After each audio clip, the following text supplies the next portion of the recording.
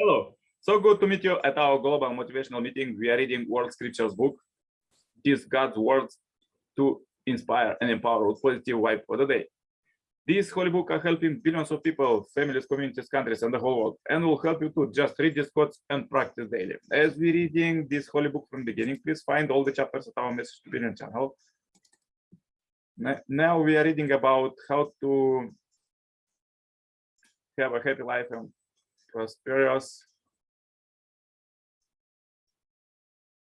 Let's read further about intellectual knowledge and spiritual wisdom. There is a huge difference between intellectual knowledge and the spiritual truth that is conducive to salvation and enlightenment. Intellectual and conceptual knowledge, for all its utility in the world, does not always profit the spiritual seeker, and too much of it may even impede higher realization. There is a gulf between Athens and Jerusalem, between the conceptual systems of secular philosophy and the secular truth of religion. Scriptures call us to check our priorities as we live in an age that pushes secular learning. A second topic of this section concerns way of knowing. While intellectual knowledge is gained through empirical perception of sense data and rational formulation of theories, spiritually minded people employ institution and sensitivity to the inner dimensions of reality.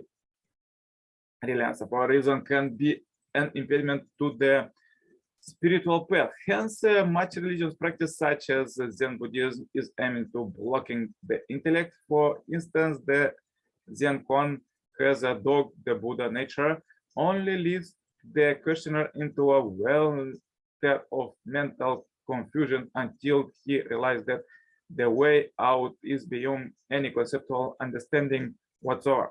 Nevertheless, Father Moon regards both the path of rational and spirituality as having their place in the kingdom and seek for a balance. The final text returns to the opposition between secular knowledge and divine knowledge, focusing particularly on the damage caused by science and technology when it is not restrained or directed by spiritual wisdom. Ultimately, science and all secular knowledge needs to be guided by what Father Moon calls absolute values, the true love of God that seeks to benefit humanity and the whole creation. Intellectual knowledge does not profit for salvation. What has Athens to do with Jerusalem? Knowledge puts up, but love builds up. If anyone imagines that he knows something he does not yet know as he ought to know, but if one loves God, one is known by him. My now deceased mother really scolded me. She said, go away somewhere into the wilderness, since all you seem to do is look at books. For all the days to come, you will be pitiful because of the book blocks your path. Never will anything be revealed to you in a vision, for you live like a white man. Of making many books, there is no end, and much study is weariness of the flesh. 1,000 and 100,000 feet of intellect shall not accompany man in the hereafter. This is the knowledge to seek the self as the true end of wisdom. Always to seek anything else is ignorance. Rabbi Elazar, his said, offering of birds and purification of women, these are the essential precepts. Astronomy and geometry are but fragments to wisdom. Further, let's read quotes from the second Messiah, Father Moon. The ideal world will not be realized based upon the human brain, but upon God's love.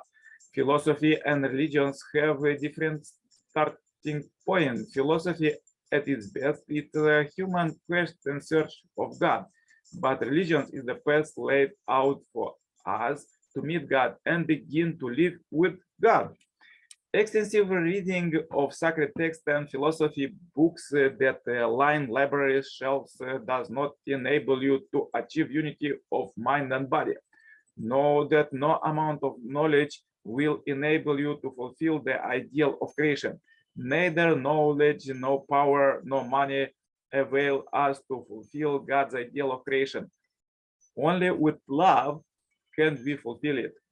The same goes for the purpose of our life. Only with love can we accomplish it. Therefore, parents who push their children to study all day long, thinking that it is the only way to success, are making a serious mistake. Do not boast because you attend the first-rank university. I do not regard it is such a great thing. Maybe you study 7 hours per day, that amount to about 2,000 hours in a year.